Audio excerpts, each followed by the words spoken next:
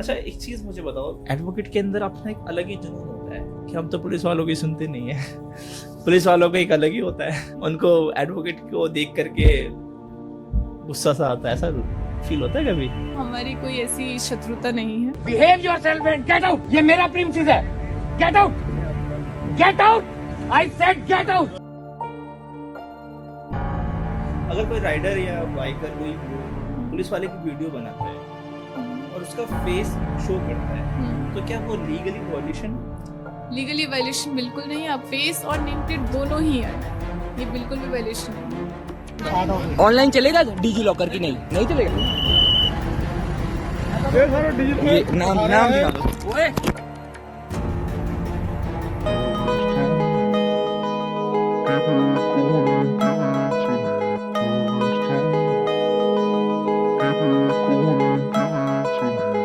अच्छा, पुलिस क्या private number देखकर, नंबर प्लेट देख करके फोटो ले सकती है बिना परमिशन के? अगर आपने इम्प्रॉपर गाड़ी पार्क की हुई है, फोटो ले सकती है। उसको आपकी परमिशन की रिक्वायरमेंट कहीं से नहीं है। ये जो है उसकी पावर्स हैं कि अगर आपने कोई भी लॉ वायलेट किया तो वो आपकी बिना परमिशन के आपकी फोटो लेगी। अच्छा आप बताओ, नॉर्मली अगर हमारी बाइक कहीं रोड पे खड़ी है, हाँ, बट वो पार्किंग का तो कोई सीन ही नहीं है वहाँ पे, फिर भी अगर वो जगह पार्किंग के लिए अलाउड नहीं है तो वो फोटोज ले सकती है। ले सकते? अगर फिर भी आपको लगता है कि अननेसेसरली फोटो ले रहे हो तो आप उसके पास जाइए, उससे पूछिए कि सर आप मेरी फोटोज क्यों ले रहे हो मेरे व्हीकल की। वो बता देगा क्या रीजन है। लेकिन वो फोटोज ले सकता है, आप उससे मना नहीं कर सकते। और आपकी परमिशन की उसे कहीं से रिक्वायरमेंट कोई जरूरत नहीं, कोई जरूरत नहीं है। सुन लो पुलिस वालों। ओके ठीक है। अगर कोई राइडर पे एक्सीडेंट का फॉल्स ब्लेम लग जाए तो तुरंत उसे क्या एक्शन लेना चाहिए, क्या स्टेप लेना चाहिए राइडर्स को या बाइकर्स को उस कंडीशन में? फॉल्स ब्लेम एक्सीडेंट का लगता है तो आप इमीडिएटली 112 पे कॉल करिए और बताइए कि यहाँ पे ये सिचुएशन है और मेरे ऊपर ब्लेम लगाया जा रहा है। वहाँ पे पीसीआर वैन आपके पास आएगी, इमीडिएटली आएगी और आसपास जो भी कैमरा होगा उसे चेक किया जाएगा। ठीक है, आप घबराइए मत। उस सिचुएशन में घबरा के या लड़ाई करके कोई फायदा नहीं है। आप क्वाइटली 112 पे कॉल करिए। अच्छा, PCR van, the police officers, अगर कहीं कैमरा ना हो तो? अगर कहीं, वही इसीलिए मैंने पहले कहा था कि आपका जो डैश कैमरा है वो बहुत रिक्वायरमेंट है, यहाँ पे बहुत रिक्वायर्ड है कि वो अगर होता है तो आप इससे बच सकते हो, इन तरीके की सिचुएशन से बच सकते हो। डैश कैम बहुत इंपॉर्टेंट है आजकल तो। इस पे भी लोग, पुलिस वाले बहुत से चिढ़ जाते हैं कि भाई क्या लगा रखा, कैमरा हटाओ।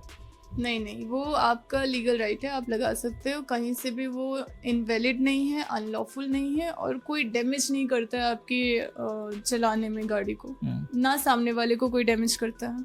ठीक है, वो लगाना आपके लिए ही सेफ्टी मेजर्स में। अच्छा, अगर पुलिस कैश में फाइन लेने की कोशिश करे बिना रिसिप्ट दिए तो हम क्या कर सकते हैं उस टाइम? अगर बिना रिसीट दिए वो कैश फाइन ले रहा है, इसका मतलब वो कैश फाइन नहीं ले रहा है, वो कैश घूस ले रहा है आपसे। आप अच्छा। उससे स्लिप की डिमांड करिए और स्लिप की डिमांड करते हुए आप उसको रिकॉर्ड कर लीजिए कि सर आप मुझसे फाइन तो ले रहे हो, कैश में ले रहे हो और आप मुझे कोई स्लिप नहीं दे रहे हो, इसका मतलब आप मुझसे घूस ले रहे हो। ठीक है, वो आपसे कोई फाइन नहीं ले रहा है, वो घूस ले रहा है। कैश में आप, अगर आपको स्लिप मिलती है चालान की तो ही आप पेमेंट, कैश, कार्ड, ऑनलाइन जैसे हो आप उससे पेमेंट का मेथड पूछ के कर सकते हो। अगर आपको लगता है आपको नहीं करना है पेमेंट फाइन, आप उससे बोलो कि सर आप चालान काट दो और मैं कोर्ट में जाके फाइन भर दूंगा, मैं कैश नहीं दे सकता। आप जैसे आप भी दिल्ली से ही हो, तो दिल्ली में चलती सबसे कॉमन ट्रैफिक लॉ वायलेशन क्या है जो नॉर्मली है? सबसे कॉमन देखा जाए दिल्ली में सबसे पहले पार्किंग की बहुत कमी है। इस वजह से इम्प्रॉपर पार्किंग के चालान बहुत कॉमन है।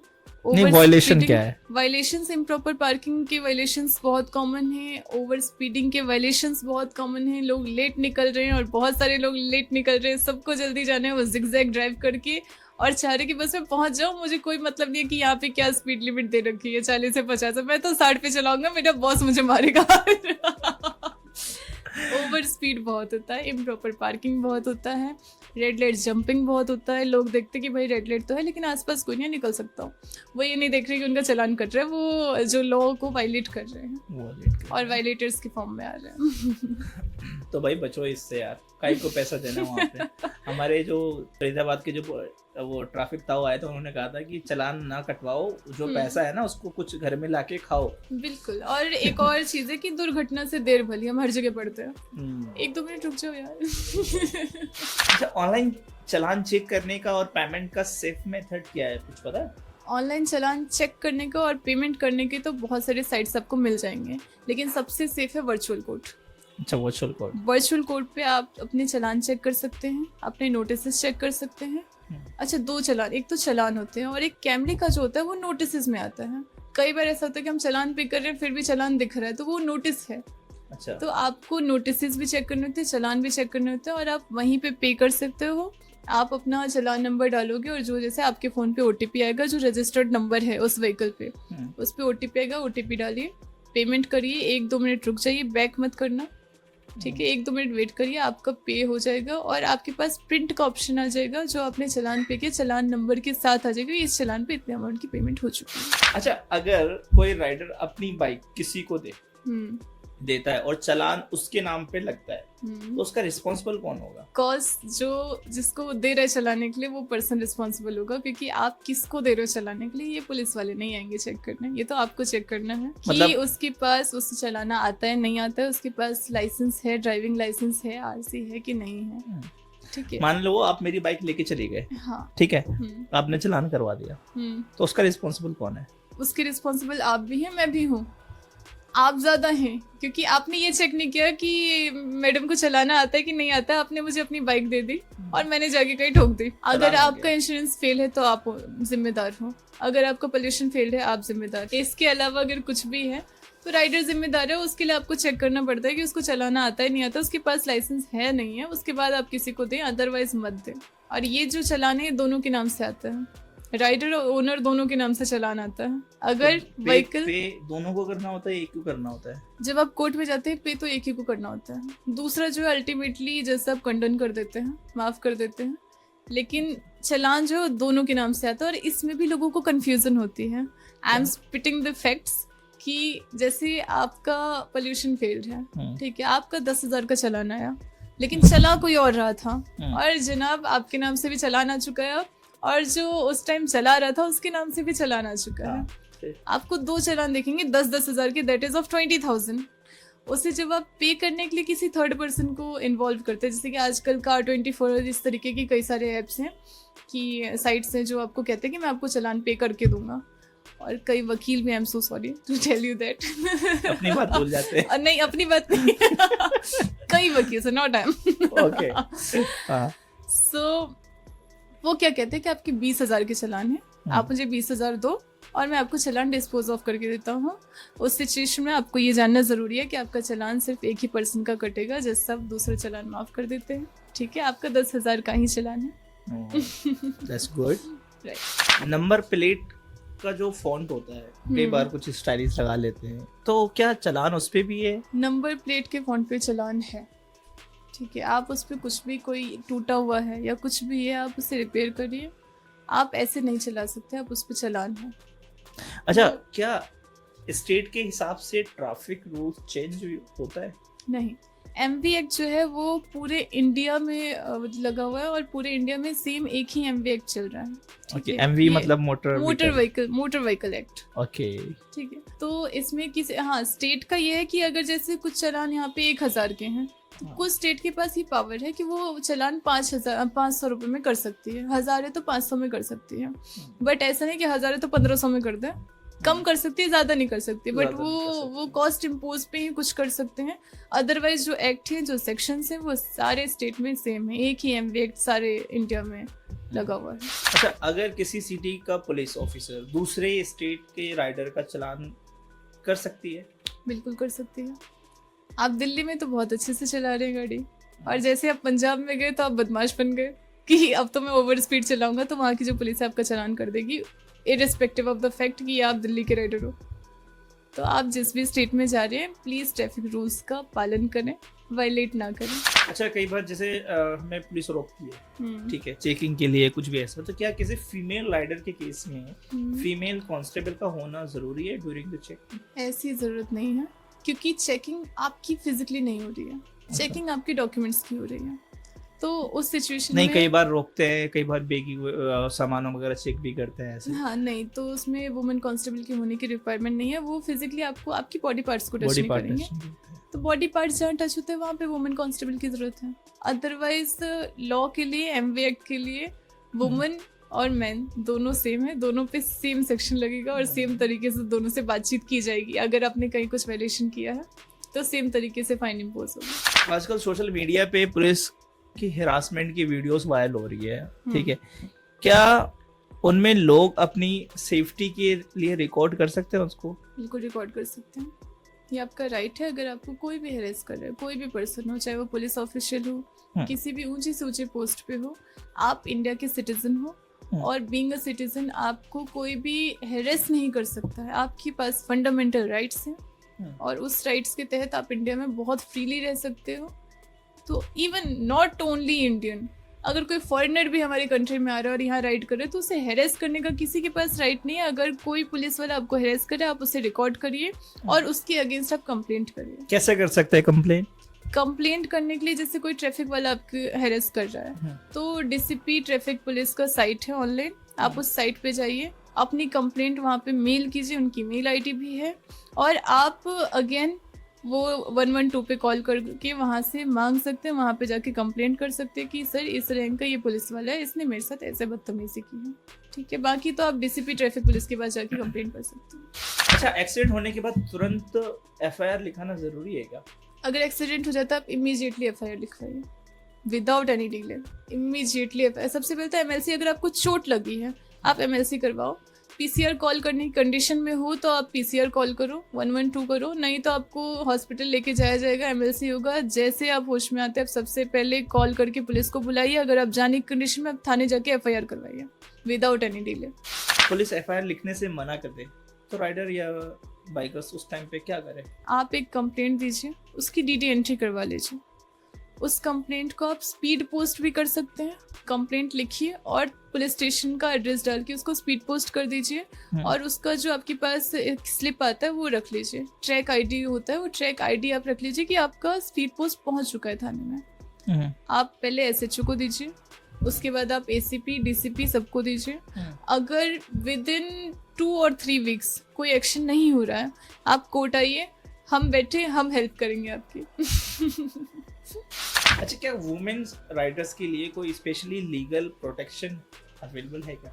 एमवी एक्ट में या कहीं भी जो भी सेक्शंस हैं इंडिया में, वो मेन और वुमेन दोनों के लिए इक्वल हैं। इक्वलिटी की हम बात करते हैं हर जगह, तो ऐसा कुछ भी नहीं है कि वुमेन्स के लिए कुछ अलग से प्रोटेक्शन है। जो प्रोटेक्शन आपके पास है वुमेन्स की बात। इसका सजेशन क्या है उन राइडर्स के लिए जो हिरासमेंट फेस करते हैं लेकिन डरे हुए होते हैं केस करने से, एफआईआर करने से, कंप्लेन करने से डरते हैं, तो क्या है आपका उन लोगों के लिए सजेशन? कई बार ऐसा होता है कि हम किसी एक पर्सन से हैरेस हो जाते हैं तो हम सोचते हैं कि यार सब जगह मेरे साथ ऐसे ही होने वाला है, इससे बेटर है कि मैं चुप बैठ जाऊं। लेकिन कब तक? आप जब हैरेस हो रहे हो तो सिर्फ आप हैरेस नहीं हो रहे हो, आपके साथ आपकी पूरी फैमिली उस चीज़ को झेलती है, आपकी आगे की जनरेशन उस चीज़ को झेल सकती है। तो इससे बेटर है कि आप हिम्मत करिए, आप उसके अगेंस्ट कंप्लेंट करिए। हाथ की 5 उंगलियां बराबर नहीं होती जनाब। अगर एक पुलिस वाले ने आपके साथ बदतमीजी किया, दूसरा पुलिस वाला उसके अगेंस्ट एक्शन भी लेगा और आपको ज़रूर न्याय मिलेगा। तो आप केस के लिए जाइए, आप आवाज़ उठाइए। आवाज़ उठानी ज़रूरी है, आवाज़ उठानी ज़रूरी है। रोड सेफ्टी के लिए लॉ इन्फोर्समेंट और राइडर दोनों की रिस्पॉन्सिबिलिटी क्या क्या होनी चाहिए? राइडर्स और जहाँ तक बात करें पुलिस ऑफिसर्स अगर आपको रोक रहे हैं तो आपको बताएं कि आपकी क्या गलती थी, क्यों रोका गया, और आप जो है उनसे पूछें पोलाइटली क्या हुआ था, राइट ना। वो आपसे अननेसेसरली पैसे लें, पैसों की डिमांड करें, और ना आप अपने राइट्स भूल करके और सामने वाले के राइट्स भूल करके उसके ऊपर कोई एक्शन लें, ठीक है। तो ये चीज़ें हैं। पुलिस वाला अगर आपको अवेयर कर रहा है कि भाई आप हेलमेट ठीक से पहन लो, तो आप पहन लो, ठीक है। आपके फायदे के लिए बोल रहे हैं। आपके फायदे के लिए बोल रहे हैं। जो भी सेक्शंस हैं, जो भी चीज़ें हैं, वो सब आपके फायदे के लिए हैं, वो पब्लिक एट लार्ज के फायदे के लिए हैं। अच्छा, जब एक्सीडेंट थर्ड पार्टी इंश्योरेंस से डील करे तो राइडर या जो भी बाइकर्स है लीगली स्टेप क्या लेना चाहिए? जब बात आती है थर्ड पर्सन की, थर्ड पार्टी इंश्योरेंस की बात थर्ड करें। पार्टी की इंश्योरेंस की बात आ रही है तो आपका फर्स्ट पार्टी आपकी व्हीकल है, सेकंड पार्टी आप खुद हो। और थर्ड पार्टी वो है जिसका एक्सीडेंट हुआ है, ठीक है। तो वो इंश्योरेंस सेम आप वैसे क्लेम कर सकते हो जैसे आप अपने, जब आपका थर्ड पार्टी नहीं था तब आप क्लेम कर रहे थे, और सारे राइट्स आपके पास अवेलेबल हैं। मतलब इट मींस कि सामने वाला बंदा है, हाँ, उसका इंश्योरेंस से हम अपने उस पर क्लेम ले सकते क्लेम ले सकते हैं आप। जैसे आप पहले जब आपका फर्स्ट पार्टी इंश्योरेंस था, जब आप अपने लिए कर रहे थे, यहाँ पे थर्ड पार्टी मैंने आपको समझाया, फर्स्ट पार्टी आपकी व्हीकल है, सेकंड पार्टी आप खुद हो, और थर्ड पार्टी वो पर्सन से एक्सीडेंट हुआ है। तो क्या लीगली स्टेप लेना चाहिए? जैसे आप इंश्योरेंस में अपने लिए क्लेम कर रहे थे सेम वैसे आप उसके लिए भी क्लेम कर सकते हैं। सारे स्टेप सेम, कुछ भी अलग नहीं है। अगर कोई राइडर या बाइकर कोई भी हो, पुलिस वाले की वीडियो बनाता है और उसका फेस शो करता है, तो क्या वो लीगली वायलेशन? लीगली वायलेशन बिल्कुल नहीं है। आप उसका फेस, और कोशिश कीजिए कि उसका जो नेम प्लेट है जिसमें उसका नाम, उसका रैंक लिखा होता है, वो आए, फेस और नेम प्लेट दोनों ही आए, ये बिल्कुल भी वायलेशन नहीं है।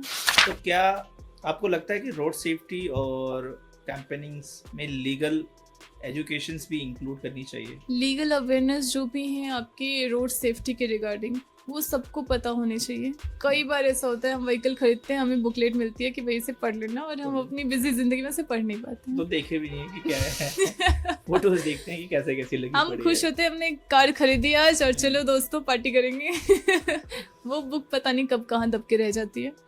अगर पुलिस वाले ट्रैफिक से कोई पोस्टर लगाते हैं, ठीक है, और लीगली चीज़ों को अवेयर करने के लिए कहीं ना कहीं ये कंडक्ट करते हैं, तो 10 मिनट कोई भी पर्सन अपनी लाइफ का दे सकता है वो सुनने के लिए और वो चीज़ पढ़ के समझने के लिए। तो लीगल अवेयरनेस होना बहुत ज़रूरी है। इसके लिए कुछ ना कुछ एक्शंस, कुछ ना कुछ स्टेप्स लेने चाहिए पुलिस ऑफिसर्स को भी, सो दैट हमारी जो जनता है वो उसे पढ़। कई बार तो आप ये सोचिए कि लिटरेसी रेट अभी भी है, लेकिन कहीं ना कहीं लैक ऑफ लिटरेसी भी है, तो वो बुक्स हर कोई पढ़ नहीं सकता है। अगर आप उसे पोस्टर्स के माध्यम से समझाते हैं, अगर आप कोई ऐसी चीज़ें, कोई स्टेप्स कंडक्ट करते हैं जिससे आप बैठ के 15-20 पब्लिक को कुछ बता रहे हैं कि जी ऐसे ऐसे चलाना है, वो पब्लिक ज्वाइन कर रही है, जनता ज्वाइन कर रही है, ज़रूर करेगी अगर आप बोलेंगे तो इससे हमारी जो रोड सेफ्टी वो बढ़ेगी, एक्सीडेंट्स जितने हो रहे हैं वो कम होंगे, लोग चीज़ों के बारे में अवेयर होंगे। तो इसके लिए ट्रैफिक पुलिस ऑफिसर्स को ज़रूर कुछ ना कुछ एक्शन लेना चाहिए, आई रिक्वेस्ट। अच्छा, एक चीज़ मुझे बताओ, तो मोस्टली जो आप जैसे एक एडवोकेट हो, ठीक है, तो एडवोकेट के अंदर अपना एक अलग ही जुनून होता है कि हम तो पुलिस वालों की सुनते नहीं है पुलिस वालों का एक अलग ही होता है उनको एडवोकेट को देख करके गुस्सा सा आता है, ऐसा फील होता है कभी कि कभी आपस में जैसे आपने पढ़ा होगा ना डेमोक्रेसी के पिलर्स, 3 पिलर्स हैं, वैसे ही आपकी जो लीगैलिटी है, पुलिस और वकील इसके पिलर्स हैं, राइट। जैसे कोई एफआईआर रजिस्टर हो रही है, पुलिस रजिस्टर कर रही है, जब केस लड़ना है वकील चाहिए आपको। वकील और पुलिस का एक ना लोकल कहावत है कि दामन चोली का रिश्ता है पुलिस और वकील का। तो हमारी कोई ऐसी शत्रुता नहीं है, बट अक्सर ऐसा होने को देखता है, उनकी कन्फ्रंटेशन होती है, कन्फ्रंटेशन कोर्ट में होती है, कई बार होती है, लेकिन कोई किसी से अबव नहीं है, ठीक है। हमें एक दूसरे की ज़रूरत है, ठीक है, और हमारा साथ ही इस समाज को न्याय दिलवाने में सक्षम हो पाता है। बिल्कुल। आखिर आपके रिस्पॉन्सिबल राइडर का मतलब, जैसे अभी हमें समझ में आया आपकी बातों से, सिर्फ हेलमेट पहनना नहीं होता बल्कि लोगों को समझना भी बहुत ज़रूरी है। तो आपका फाइनल मैसेज क्या होगा सब राइडर्स के लिए? मेरा फाइनल मैसेज यही होगा कि आप लोग कभी ये मत सोचे कि पुलिस आपको हिरास करने के लिए, या फिर कभी आप ये ना सोचे कि जी ओवर स्पीडिंग और ये सब जो है वो स्पीड लिमिट्स हमें परेशान करने के लिए लगाए गए हैं। आप थोड़ा ध्यान से चलाइए, ये आपकी सेफ्टी के लिए भी ज़रूरत है, और जो आपके साथ बाकी लोग चला रहे हैं उनकी सेफ्टी के लिए भी ज़रूरी है। आपके घर पे भी आपका परिवार आपका वेट कर रहा है, उनके घर पे भी उनका परिवार वेट कर रहा है। तो थोड़ा स्लो चलाइए, थोड़े जो ट्रैफिक लॉज हैं उनका पालन करिए, खुद भी सेफ रहिए, सबको सेफ रखिए। सेफ्टी का मतलब सिर्फ ब्रेक्स और गियर्स नहीं है, लीगल अवेयरनेस भी है। सो अपने राइट्स पहचानो, फॉलो करो भाई मोटो कास को, तभी तो पहचानोगे तो दोस्तों, ये थी हमारी एडवोकेट सुष्मा जी, जिन्होंने बहुत कुछ हमें बताया, समझाया। आई होप आपने बहुत कुछ सीखा होगा। आपको कोई इंस्टा हैंडल वगैरह है?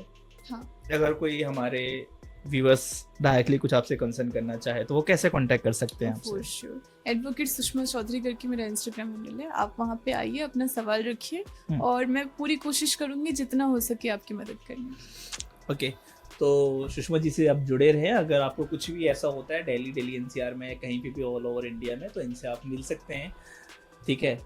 जो भी कन्वर्सेशन है आप करो, इनसे जो कंसर्न करना है कर सकते हो, ठीक है। आपकी मदद ज़रूर करेंगी। बिल्कुल। अगर वीडियो आपको अच्छा लगा हो तो हमें लाइक करो, शेयर करो, अपने इस वीडियो को अपने राइडिंग ग्रुप के साथ शेयर करो, क्योंकि अवेयरनेस बहुत ज़रूरी है। जैसे हमारे लिए हेलमेट्स, राइडिंग गेयर्स बहुत इंपॉर्टेंट होता है, हम उसके बगैर कहीं नहीं जाते, राइट। तो सेम इसी तरीके से ये जो नॉलेज है ना, ये भी एक गेयर है, ये हमारे राइट्स है। हमें पता ही नहीं होता है, पुलिस वाला कहीं भी खड़ा करके कुछ भी पूछ लेता है, कुछ भी कर देता है। हमें क्या सर, अरे क्या सर, हमें अगर हमारे राइट्स का पता होगा ना तो हम वहाँ पे बोल सकते हैं कुछ, है ना। तो अगर वीडियो अच्छे लगे तो वीडियो को लाइक शेयर जरूर करना। मिलते हैं नेक्स्ट वीडियो में फिर किसी नए गेस्ट के साथ। जब तक के लिए बाय बाय।